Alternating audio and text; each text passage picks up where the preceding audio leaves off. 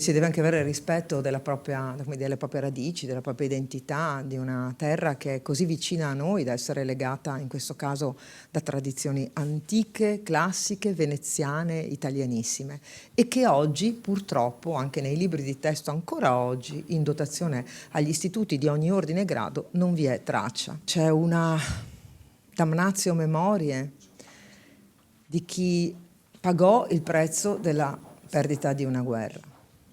Ci fu la cattiva coscienza di chi voleva enfatizzare solo una parte di storia e demonizzarne un'altra. Uno storico importantissimo, Paolo Mieli, qualche anno fa aiutò la Regione del Veneto in un primo contributo proprio sulle pagine di storia strappate della storia dell'esodo istriano, giuliano e dalmata, e Paolo Mieli disse, in un video che poi donammo a tutte le scuole del Veneto, disse: se una parte di storia è solo illuminata e l'altra tenuta all'oscuro, prima o poi la credibilità viene a mancare. Ecco, un grande storico di origini ebraiche, certamente un uomo di sinistra, di una sinistra culturale, ma onestamente intellettuale, libero. E quindi io credo che lo sforzo che viene fatto di questi ragazzi così giovani è quello di non avere quella cattiva coscienza.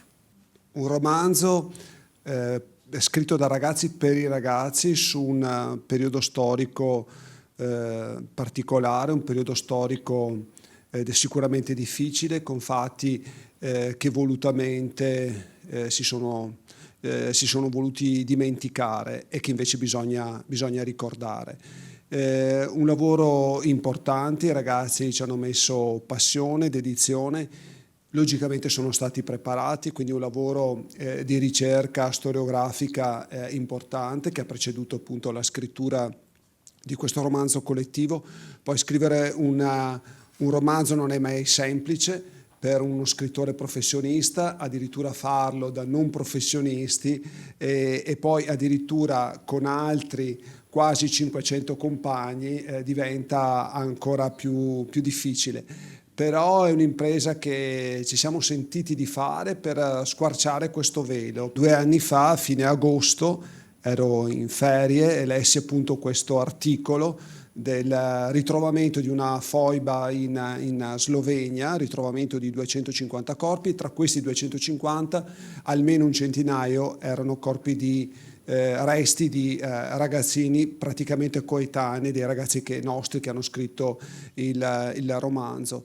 E questo fatto mi ha davvero turbato, quando ci sono di mezzo ragazzi innocenti. Loro sì, non si possono tirare per la giacchetta da una parte e dall'altra, perché a 14-15 anni si può dire che colpe non ce ne sono assolutamente, eppure hanno fatto quella fine barbara. E da lì appunto la scintilla per raccontare questa storia, una parte di storia appunto delle foibe e poi dell'esodo istriano, giuliano, dalmata.